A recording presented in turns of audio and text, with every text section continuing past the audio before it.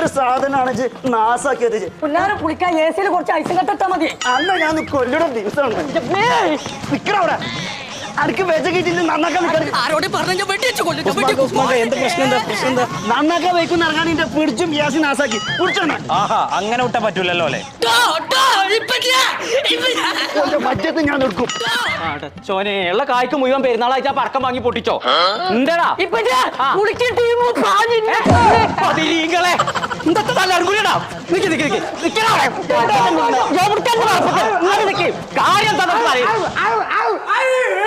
എത്ര മനുഷ്യന്മാരായിട്ട് പരിക്കുന്നത്